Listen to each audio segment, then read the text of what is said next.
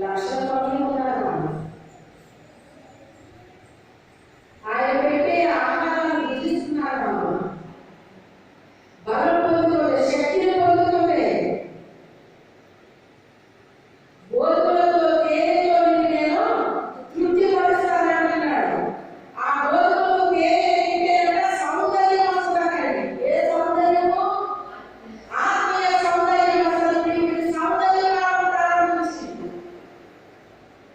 ఎప్పుడైతే ఆయన పెట్టిన గోధుమలు తినడం ప్రారంభించిందో చక్కని సౌందర్యం వచ్చేసిందండి. శ్రమకాలం ముగించబడిపోయింది. ప్రతి మనిషికి ఒక శ్రమకాలం ఉంటుంది. దేవుడి కలిగిన బిడ్డలైనా, దేవుడి కలిగిన వారైనా శ్రమకాలం ఉంటుంది. కొంతమందికి అమావాస్య వస్తే, కొంతమందికి పౌర్ణమి వస్తుందంటారు. కొంతమందికి వెలుగు ఉంటుంది, కొంతమందికి చీకటి ఉంటుంది. కొంతమందికి శ్రమకాలం ఉంటుంది, కొంతమందికి వెలుగు కాలం ఉంటుంది. ఇప్పుడు ఆ శ్రమ దినాలు ముగిసిపోయింది. వెలుగు వచ్చింది. ఇప్పుడు వెలుగు వచ్చింది. వెలుగైన యేసయ్యతో ఇప్పుడు ఆమె ఏం చేస్తుంది? ఆయన కలుసుకుంటే, ఆయనతో కలిసి భోజనం చేస్తుంది. ఇద్దరు కలిసి మాట్లాడుకుంటున్నారు. ఇద్దరు కలిసి వాళ్ళిద్దరు పల్లెకి వెళ్ళాలన్నాడు. ఎక్కడికి వెళ్ళాలన్నాడు? పల్లెకి వెళ్ళాలన్నాడు. అక్కడ చెట్లు పూసియో లేదో చూద్దాం. ఈ పాటకి అవి కోత పట్టాలి, ఒకసారి చూసొద్దాం రా అంటున్నాడు. అంటే ఇప్పుడు ఆమె ఎక్కడ తీసుకెళ్తున్నాడు? సేవకురాలుగా బయలుదేరేస్తున్నాడు ఆయన. రా మనం వెళ్దాం, రా మనం వెళ్దాం అంటున్నాడు. అక్కడ గుడ్డలెక్కలు ఉన్నాయి. ఆ గుడ్డలెక్కలు చెరిపేస్తాయి. కోత ఏం చేస్తాయట? చెరిపేస్తాయి. అందుకని ఒక్కసారి ఆ పాటలు చూసుకోవాలా ఎలా ఉన్నాయి అంటున్నాడు. ఇప్పుడు తోటలు చూడడానికి బయలుదేరాను. ఇద్దరు కలిసి ప్రయాణం చేస్తూ ఉన్నారు. ఇక ఆమె సౌందర్యాన్ని కొట్టడం ప్రారంభించాడు. నీ నడక ఎలా ఉంటున్నాడు, నీ మాట ఎలా ఉంటున్నాడు, నీ కళ్ళు ఎలా ఉన్నాయంటున్నాడు. ప్రతి ఒక్క అవయవాన్ని ఆయన వర్ణిస్తూ ఉన్నాడండి. నీ పాదరక్షలతో నువ్వు ఎంత అందంగా నడుచుతున్నావు ఓ రాజకుమార పుత్రిగా. నీ పాదరక్షలతో నువ్వు ఎంత అందంగా నడుస్తున్నావు అంటున్నాడు. అంటే ఇప్పుడు ఆమె నడక కూడా ఎలా ఉంది? ఆకర్షణీయంగా ఉంది. ఒకప్పుడు శ్రమ అనుభవించిన టైంలో ఆకర్షణ కోల్పోయింది. అందరికీ ఆకర్షణీయంగా ఉండాలి, ఆయనకు ఆకర్షణీయంగా ఉంది. ఎందుకని? ప్రభువు వారికి ఎప్పుడైతే మనం శ్రమ అనుభవిస్తున్నామో మనుషులు మనం ఆకర్షణీయంగా కనబడాలని దేవుడు ఆకర్షణీయంగా కనిపిస్తున్నాడు. నా కొరకే కదా నాకు ఈ శ్రమలను అనుభవిస్తున్నారు, నా కొరకే కదా ఈ కష్టాలు అనుభవిస్తున్నారు అని అందరికీ నేను మనం చిరాకుగా కనబడితే ఆయనకు అందంగా కనబడాలి. ఆయనకి అందంగా కనబడాలి. మన పిల్లలకి పరిచయించినటువంటి మంచి పిల్లలు ఉన్నారండి. అందులో ఆ మంచి పిల్లలు ఏం చేస్తారంటే అమ్మ నాన్న చెప్పిన పని చేస్తారు. చేసినప్పుడు టిఫిన్ టైం అయితే టిఫిన్ తినాలి, భోజనం టైం అయితే భోజనం తిను, రారా ఇచ్చేది ఉంటా మేము భోజనం చేసేసి వస్తాం, రారా భోజనం ఇంకొచ్చిన చేసేసి వస్తాం అని ఆ పని ముగించేంత వరకు ఆ టిఫిన్ టైంలో భోజనం చేయండి. అప్పుడు తల్లిదండ్రులు మనసు ఎలా ఉంటుందండి? మిగిలిన పడితే వాళ్ళు చక్కగా కాలిపోవడం, వాళ్ళు చిరాకుగా ఉండడం కాబడుతుంది. కానీ తల్లిదండ్రులు ఎలా కాబడుతున్నాడు?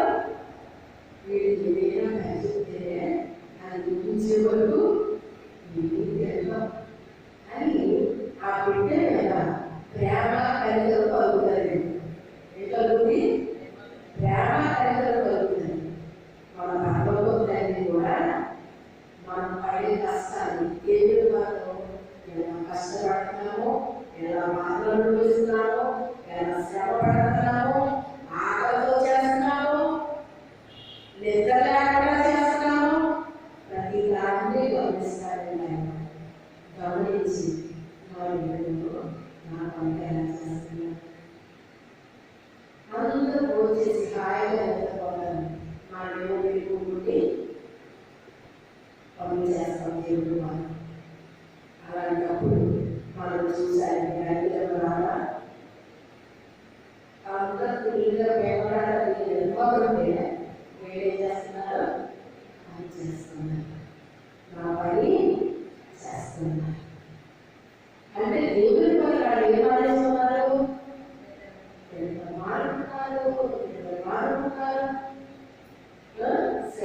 చూడలేదు, కష్టం చూడలేదు, బాధ అనుకోలేదు.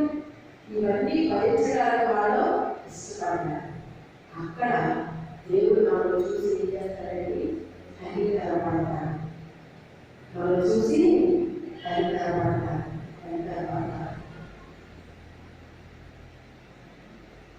ఆయన ఆకర్షణీయంగా కనపడకుండా ఏంటండి? ఆయన ఎప్పుడు ఆకర్షణీయంగా కనిపించింది. ఆయన మెచ్చుకుంటూ ఉన్నాడు, గడుగున మెచ్చుకుంటూనే ఉన్నాడు. ఇప్పుడు అంటాడు కదా ఆయన, ఏమంటాడు? నా ప్రియురాలా నీవు సుందరిగా అనట్లేదు, అధిక సుందరి అంటున్నాడు. సుందరం వేరు, అధిక సుందరం వేరు.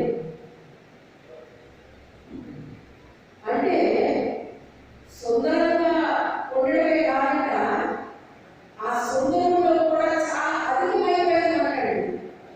ఆ సుందరంలో కూడా అధికమైపోయింది అంటాడు. నా ప్రియురాలా అంటే నాకు ఇష్టమైన వారు. అదే చెప్తున్నాను. దేవుడు మనం పిలుస్తున్నాడా? ఈ పేరుతో మనం పిలుస్తున్నాడా దేవుడు? అలా పిలిపించుకునేటట్టుగా మనం ఉన్నామా? నోటితో పిలవడండి. అలాంటి స్థితిలో మనం ఉంటే మనల్ని అలా పిలుస్తాడని, అలా పిలుస్తాడని. నా ప్రియురాలా నీవు నీ యందు కళాకమేమీ లేదు అంటున్నాడు. నీ యందు కళాకమేమీ నాకు కనబడట్లేదు, కళాకమేమీ కనబడట్లేదు. ఎఫెసీయులకు రాసిన పత్రిక 5వ అధ్యాయం 27వ వచనంలో ఈ మాట కనబడుతుంది చూడండి.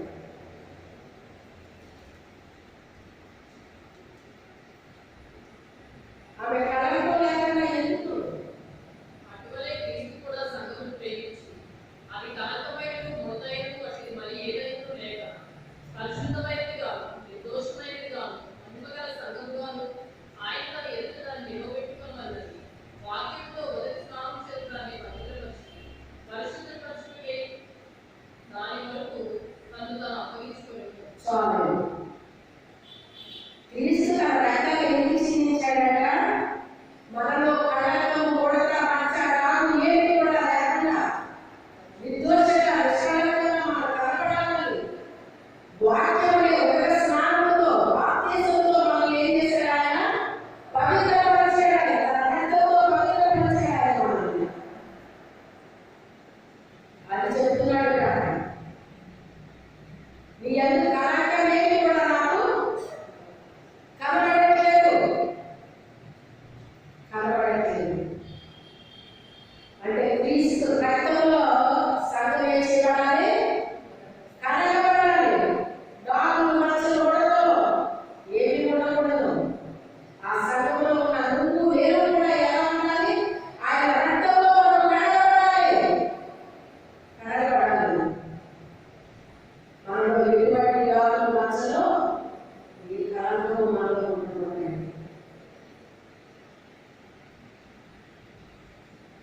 మా చిన్నప్పుడు పోరాటం లేకపోతే జరగవు కానీ పడి పక్కన క్లీన్ అవ్వాలని చెప్పేసి మీకు ఎవరైనా తీసుకోలేదు కానీ వేపచార రసాల్లో పట్టించుకోరండి. ఎందుకు తెలుసా? కడుపు లీనైపోతుంది, కడుపు లీనైపోతుంది పట్టించుకోరన్నమాట. మా ఇంట్లో మా పెద్దన్నయ్య నాకు చాలా భయం ఆ రసం పడాలి. మా అన్నయ్య సూపర్వైజర్ సూపర్వైజర్ చేసుకుంటుంది. ఇంకా ఆ రోజు ముందే బయటకి కూడా అదేరా ఎప్పుడు ఏమి తగ్గాలన్నా ఎప్పుడు చేసుకోవద్దే తయారు చేయాలంటే అంటే అబ్బాయి ఈ రోజు నాకు చాలా అర్జెంట్ ఉంది, నాకు భయం. ఎంత అర్జెంట్ కాదు తాగాల్సిందే. మొదలే మా అమ్మగారు ఇది తాగేయు అని చెప్పి ఇచ్చేసుకోవాలన్నమాట. లేకపోతే నేను ఉన్నాను అన్నమాట. ఇంకా మా పరిస్థితి మా చిన్నాన్ని పాట వచ్చి ఉండేది. ఆయనకి పరిగెట్టు తెచ్చేసుకోవడానికి ఎందుకు అంటే కడుపంతా ఏమైపోవాలి, క్లీన్ అయిపోవాలి. అలాగే మనము కూడా క్లీన్గా ఉండాలి. మార్కెట్లో వేరే ఎప్పటికీ కారణం ఉండకూడదు, అసలు ఏ కళతో కూడా ఉండకూడదు. ఏంటంటే పాపం కానీ రాళ్ళు కానీ నచ్చలు కానీ ఏది కూడా నాకు కనబడకూడదు అని ఈ వాక్యం ఇచ్చే దేవుడు నాకు ఒకసారి మిమ్మల్ని ఏం చేస్తానంటే ఉతికి ఆరేసేద్దాం అన్నమాట. మిమ్మల్ని బాగా వదిలించినప్పుడు ఎంత బాగుంటుందో మీకు. ఒక్కొక్కసారి ఉతికితే నేను పక్కన చూసుకోలేదు, నామం కూడా చూడండి. అలా అప్పుడప్పుడు కూడా ఉత్తులు సెక్స్ కూడా ఉంటుంది అన్నమాట. ఎప్పుడు కూడా నువ్వు బాగా బాధతో వస్తే నీకు ప్రేమతో పగలుతాడు దేవుడు. నిజంగా ఈరోజు దేవుడు నాతో మాట్లాడాడండి, నా అదంతా నీకు పైకి అనిపిస్తుంది అన్నమాట. ఇంకెప్పుడు అలాగే మాట్లాడాలని అనుకోవడం లేదు. నువ్వు ఇష్టానుసారంగా జీవిస్తే అప్పుడు ఏ సెక్షన్ ఉంది, ఉత్తులు సెక్షన్ ఉంటుంది అన్నమాట. అప్పుడే ఉతికి ఆరేసేసే పని పాటిస్తాడు అన్నమాట. ఏం చేయాలి, ఎంత చేయాలి? అయితే దేవుని స్తోత్రం, నేను ఉతుకుతున్నానని అనుకోవాలి. ఆయనే ఈవిడి వాడుకుంటున్నారో అది మీరందరూ గ్రహిస్తారు కనుక ఆమె పాపం పెట్టుకోని చూసుకోవాలి. ఆవిడైతే ఎవరందరూ అది మీకు తెలుసు. ఎందుకంటే మనం క్లీన్గా ఉండాలి. మన బిడ్డలు ఎలా ఉండాలి, శరీర వృక్షాలా ఉండాలి. అంత సౌందర్యం లేదు, అసలు నల్లగా చూడడానికి కూడా ఏ రూపం కూడా లేనటువంటి ఆమెకి చక్కని ఆకర్షించేసాడు. చక్కని భోజనాన్ని పెట్టాడు, వాక్యం అనే ఆహారాన్ని పెట్టాడు, ఆవిడ పోషించాడు. ఇద్దరు కలిశారు, ఇద్దరు కలిసి ప్రయాణాలు మొదలుపెట్టారు. అన్న మాత్రమే కాదు, ఆయన ఈవిడి నాయన పౌరులు కోరుకుంటున్నారు. నువ్వు ఇలా ఉన్నావంటే నువ్వు అలా ఉన్నావు. చూడండి, ఆయన ఏమంటున్నాడు, నువ్వు షారోను బాగా ఉంచినా పుష్పలా ఉన్నావమ్మా అన్నాడు ఆయన. మీరు మాత్రం నవ్వుతున్నారు ఏంటండి, మీరు జంత చెట్లో ఉన్నారని అంటే ఒకళ్ళు రాష్ట్రం ఏం చేస్తున్నారు, నేను పొగుడుతున్నారు. ఎప్పుడైతే మన ప్రభువు నాకు ఇష్టపడ్డామండి, మనం ఆయన అర్పించుకున్నామో, మన జీవితాలు అర్పించామో, ఆయన పొగడకుండా మనం ఉండలేము, ఆయన మెచ్చుకోకుండా ఉండలేము, ఆయన గొప్ప చేయకుండా మనం ఉండలేము. ఏది కూడా మనం చేయకుండా ఉండలేము. నా అక్కలకి ఉండాలి, నా దేవుడు. ఈ తలుపులు మూసేశారండి, 6 నెలలు ఈ తలుపులు మూసేశాడు. కట్టడానికి వీల్లేదు అనేసి కడగొట్టు ఎంతనన్నా తెలుసా, కడగొట్టించేస్తాను. ఇది నా దేవుడి మందిరము కాబట్టి ఆయన చూసుకుంటాడు. అయితే ఆ ఎదురాయన వచ్చి ఇక్కడే చైరేసుకుని కూర్చున్నాను, మందుకలు తెరవబడ్డాయి, ఏదో లోపల కూర్చొని పని చేసుకుని ఒత్తిడి పెట్టేసుకున్నాను అని చెప్పేసి వర్క్ చేపిస్తున్నారు అన్నమాట. అయ్యగారు వచ్చి కూర్చో, అక్కడ వచ్చి కూర్చుంటే పని అవుతుంది, వచ్చి కూర్చుంటే పని అవుతుంది అంటారు. నేను సరే నేను అక్కడ కూర్చున్నాను. కూర్చుంటే వర్కర్స్ పని చేస్తున్నాను. ఆ ఎదురింటి ఆయన వచ్చి ఆయన ఒకటే మాట్లాడుతున్నాను, మేడం గారు సాధించేశారండి మీరు వాళ్ళు. ఏంటంటే మీరు సాధించేది అని నాకేమర్థం లేదు. ఎలాగైనా ఏం చేశారండి అని. లేదండి ఎలాగైనా లేదు. ఆయన ఏ ఉద్దేశంతో మాట్లాడతారో నాకు తెలియట్లేదు. ఆయన అన్నుడు అయితే సాధించడం ఏంటండి, ఏదైతే చేశానండి అంటే ఏం చేయడం ఏంటంటే ఎలాగైనా సాధించేసింది, సాధించేసాను. నేను అనుకుంటా నీ బతుకంతా చేపిస్తున్నాను గురించి అలా అంటున్నారేమో కానీ నేనేం చేపిస్తున్నానంటే ఆయన చేపిస్తున్నాను అన్నాను. మా జేఈ గారు కాదులండి, మా జేఈ గారి గురించి నాకు తెలుసు. ఆయన కాదు కాదంటే మీరేనండి. సాధించేశారండి అన్నాడు. అప్పుడు అర్థమైంది, నేను సాధించడానికి ఎంతటి ఆయన పనంతా చేసింది నా దేవుడు. ఏ దేవుడిని నేను కలిగి ఉన్నానో ఆ దేవుడే సమస్తాన్ని జరిపిస్తున్నాడండి. నేను చెప్తుంటానండి ఇది చేయడానికి నా వల్ల ఏమవుతుందండి, నేనేం చేయగలనండి అంటే ఎలాగైనా ఎలాగైనా అని చెప్పేసి ఆయన అంటే మన ప్రభుని మనం ఏం చేస్తామో గొప్ప చేస్తాం. ఎందుకంటే నిజంగా చేసింది ఆయనే, చేసింది ఆయనే కదా, ఆయన మనం గొప్ప చేయగలరా? ఆయనే కదా సమస్యను జరిగించేది. శక్తి చేతనైన బలం చేతనైన కాదు కానీ నా ఆత్మచేత సమస్తము జరుగుతుంది. సమస్యలు జరుగుతుంది. ఈ దేవోయుడు దర్శించారు ఆయన. ఆ దర్శన ప్రకారంగా తెలియజేశారు.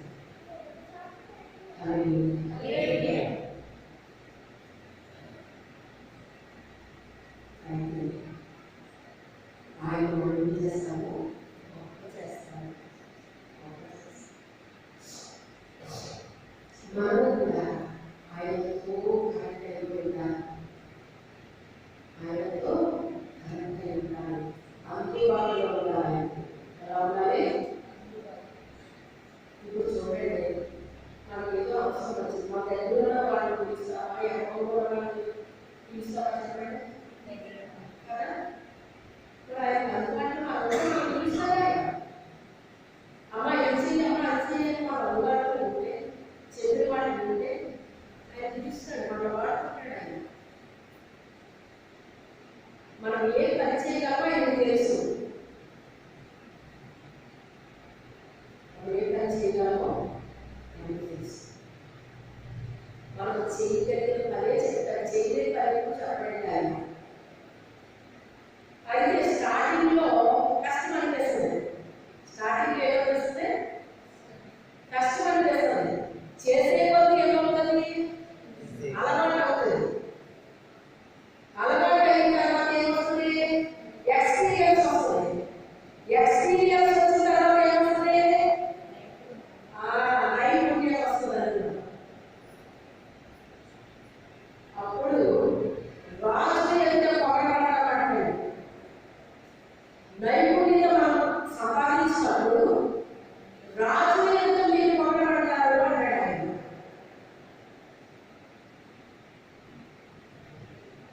చీకటిలో నుంచి వెలుగులోకి వచ్చిన వాళ్ళందరూ కూడా రాజులైన యాదగా సమూహంలో ఉంటారండి. రాజు ఎదురు పొగడబడతారు.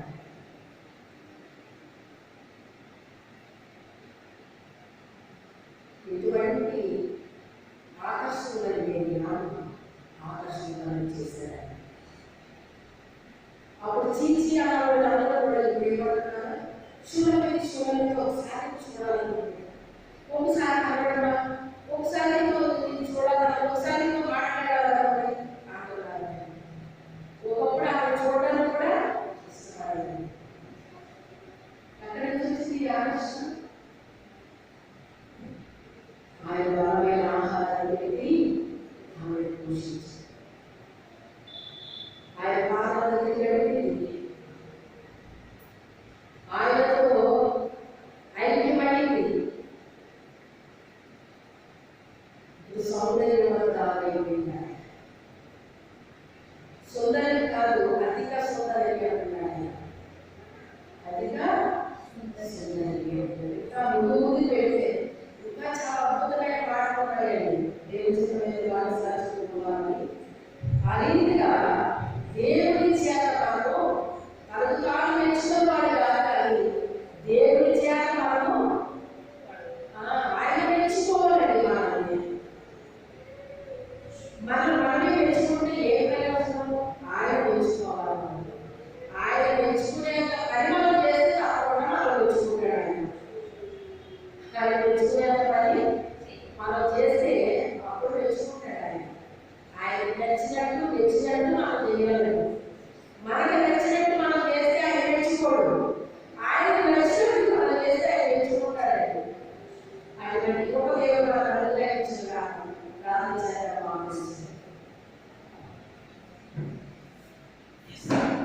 చెప్పబడిన వాటితో మన మధ్యలో మన దేశ